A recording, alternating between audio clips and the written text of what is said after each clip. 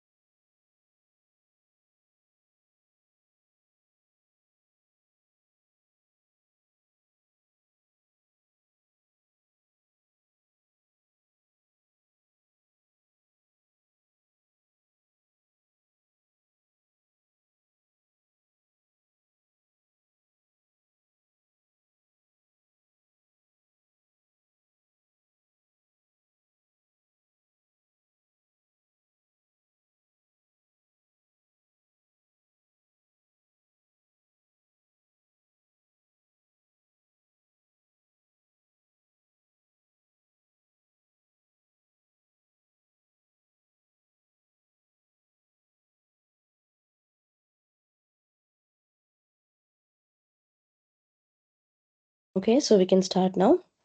I hope I'm audible.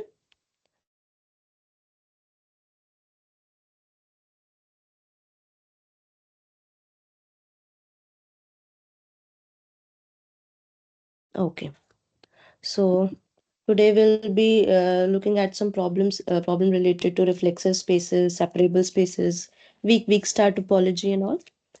So I hope you all are going through the lectures, theory lectures. So let's just recall a few basic definitions that we will be using throughout.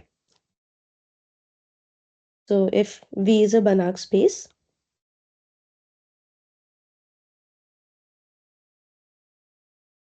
we say that V is reflexive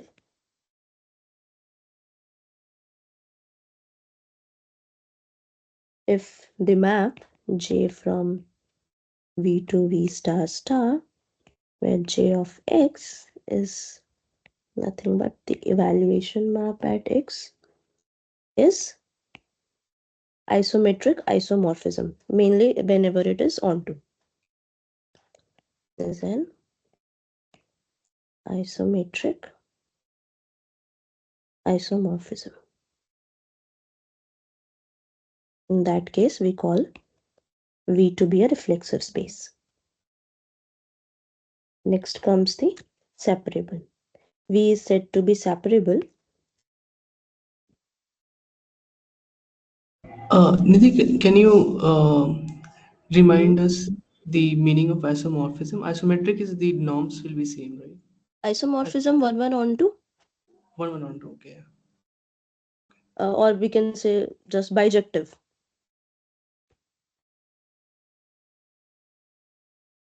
Okay. Thank you.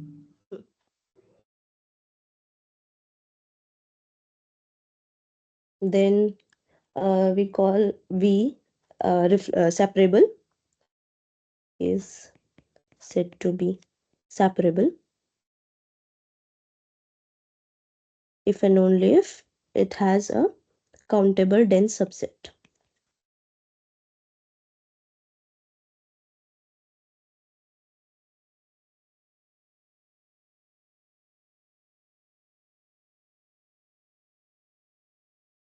That is, there exists a subset W which is countable such that its closure is equal to V.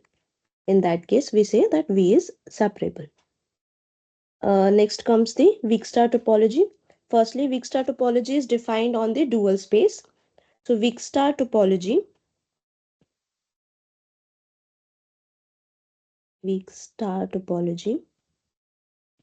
on V star is the smallest or the coarsest topology such that all the maps JV or JX, the maps of this form, are continuous for every x in V. Okay, so using all these basic definitions, we'll look at some problems.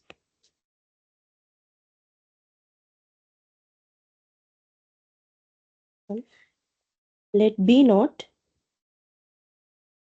equal to all those x in C naught, where C naught is the space of all sequences converging to 0, such that its sup norm is less than equal to 1. So it is basically the closed unit ball in C naught. Show that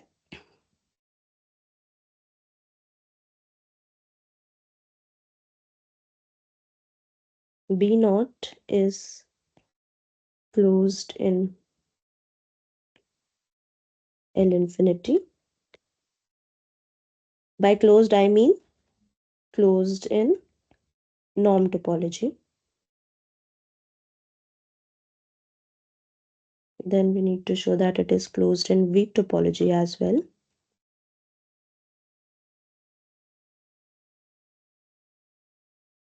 But not in weak star.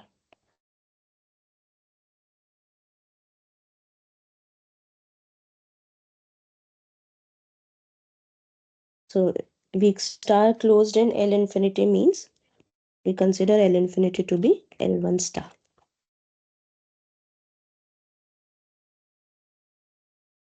So now suppose Xn be a sequence in B naught.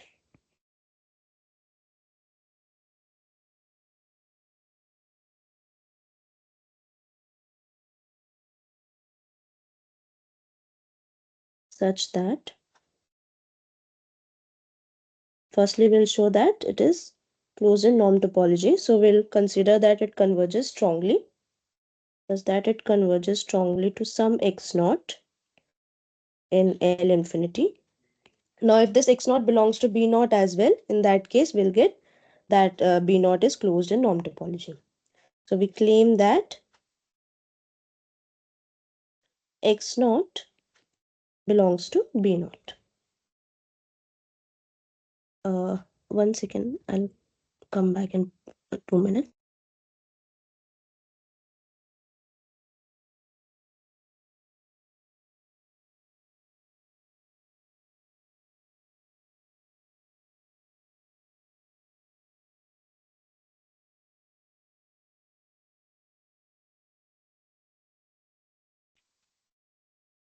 We claim that this x naught belongs to B naught.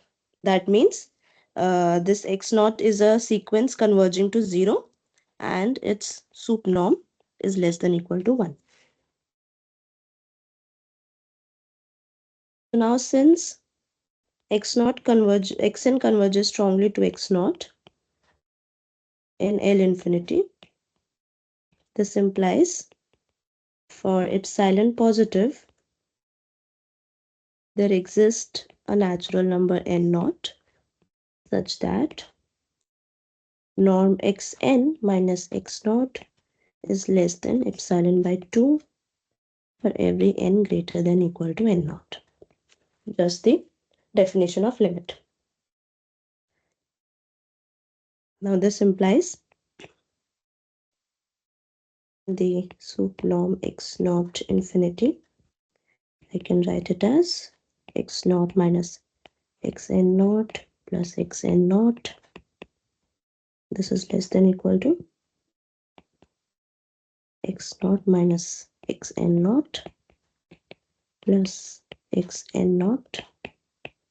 Now since xn naught is a sequence in is an element in B naught, therefore its norm is less than equal to 1, and by above definition this is less than epsilon by 2 plus 1. And since epsilon positive is arbitrary, we get the sup norm of x naught is less than equal to 1. Next we need to show that x naught belongs to C naught. That means it is a sequence that is converging to 0. Now, modulus x naught k minus 0, this is equal to x naught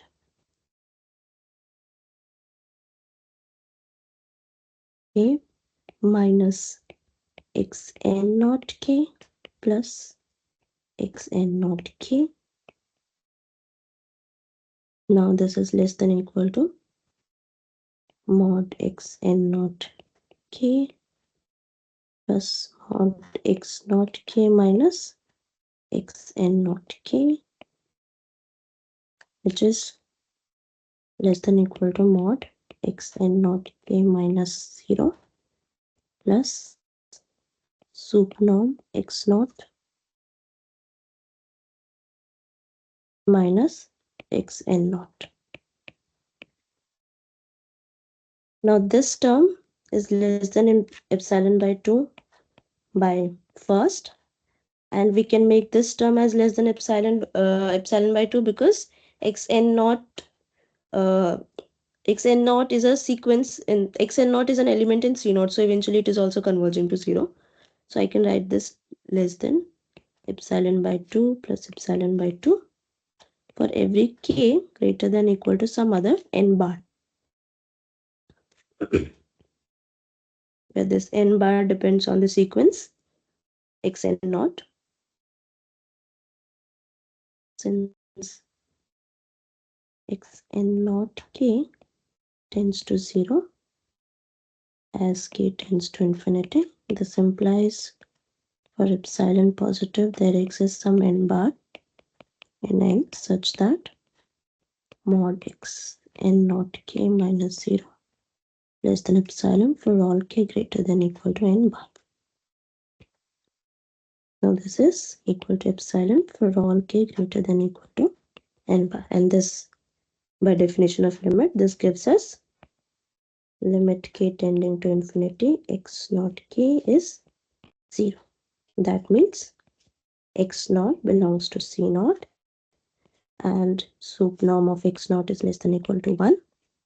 Therefore, x naught belongs to b naught, and hence b naught is closed,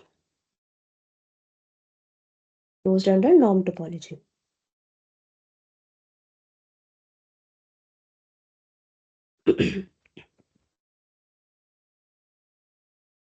Next, we will show that it is closed under weak topology as well. That means whenever xn converges weakly to some x naught, that x naught must belong to b naught.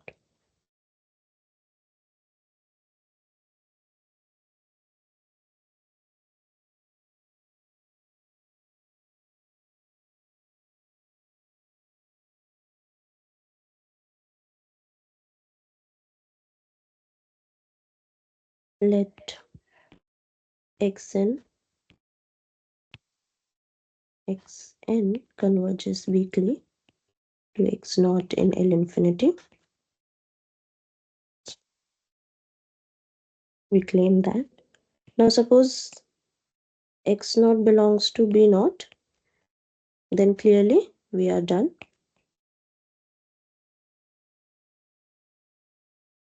Now if x naught is not in b naught, then we have two possibilities. Either x naught is not in c naught. If it is not in c naught, directly it cannot be in b naught because in b naught was all those x in c naught such that sup norm is less than equal to 1. And if it is in c naught, then its norm, sup norm, is strictly greater than 1. These are the only two possibilities when x naught is not in the closed ball, closed unit ball. Let's see. If x naught is not in c naught, then since x naught is in L infinity, then by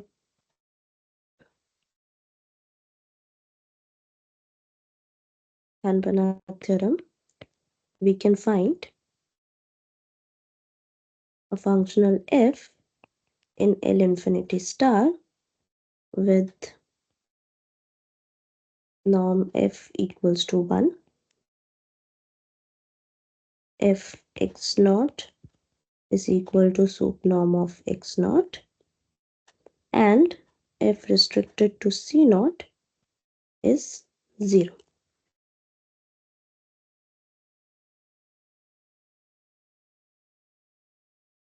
Now let U be set of all those elements in L infinity such that mod fx minus fx naught, uh, so fx naught minus fx tilde is less than norm x naught by 2. So basically this is norm x naught by 2 neighborhood of x naught, taking epsilon to be x naught, norm x naught by 2. So it is weak epsilon neighborhood of x naught.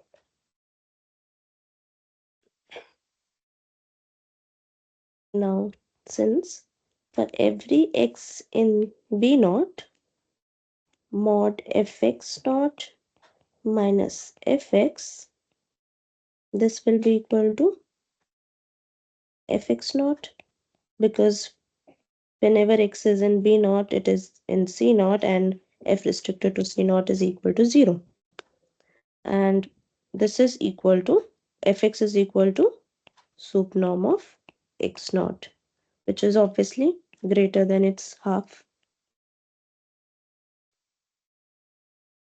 So from here we can say that U intersection B naught is empty. That means there does not exist any element in B naught which is in this epsilon neighborhood of x naught, where epsilon is exactly equal to norm x naught by 2. Now let's see what happens in the case when x naught belongs to C naught with sup norm less strictly greater than 1.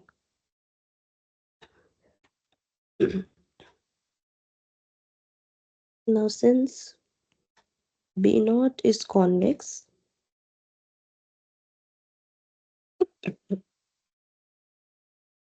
x naught is not in B naught. This implies again by Hand-Banach theorem, by the geometric version,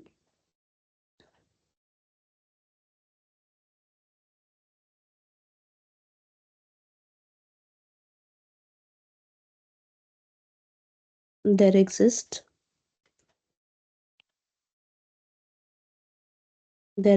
a functional f in C naught star such that fx naught is strictly greater than 1 and fx is strictly less than 1 for all x in B naught.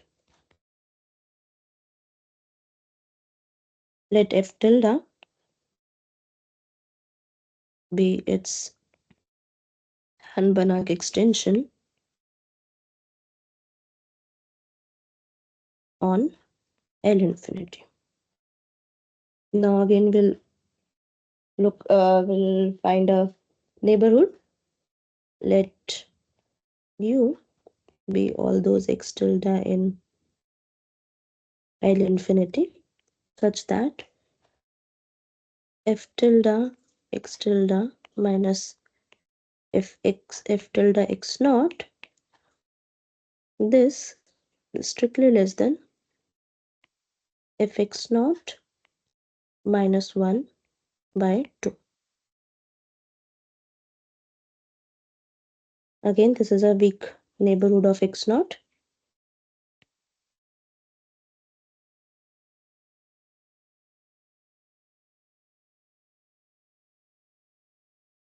And for every x in B naught, which is a subset of C naught,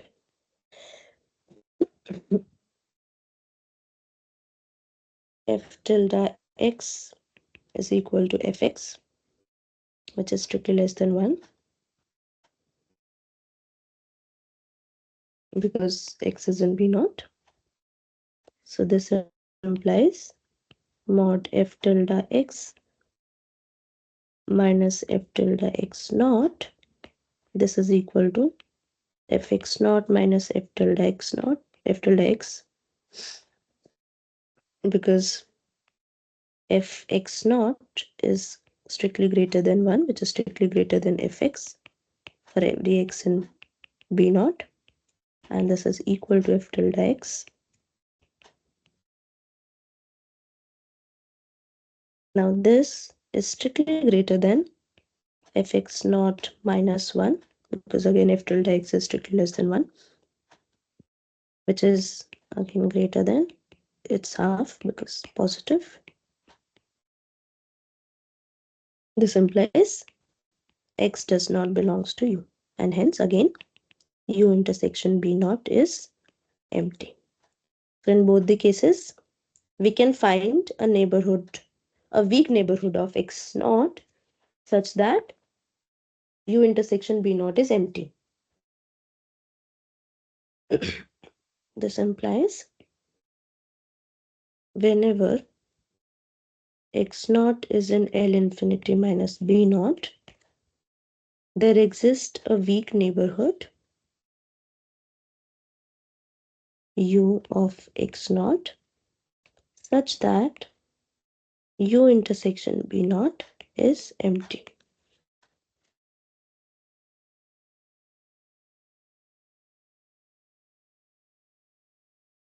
This implies there exists a weak neighborhood of x naught that does not contain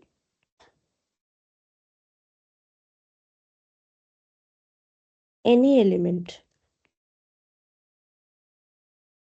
of the sequence xn, but that contradicts the fact that xn converges to x naught weakly. But since xn converges to x naught weakly, then its every neighborhood should contain at least one element of the sequence. We get a contradiction.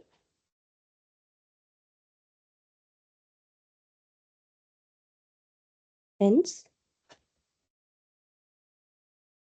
x naught should belongs to b naught, and therefore b naught is weakly closed.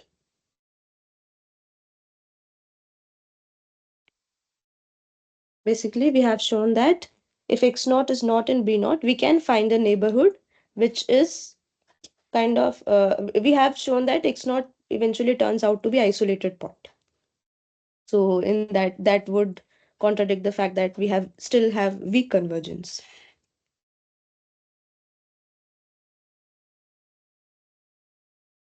Next is the weak star closure. We will show that b naught is not weak star closed.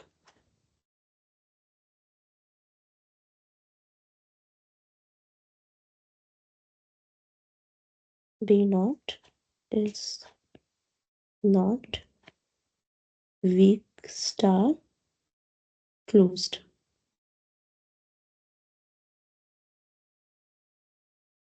Now, if we show, firstly for weak star topology is on V star. So we need to show that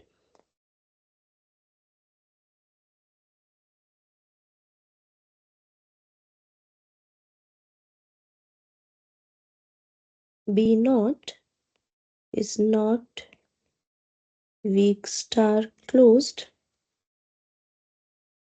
subset of L infinity, which is equal to L1 star. That means there exists some x naught which is in L infinity but not in B naught, such that for every epsilon positive,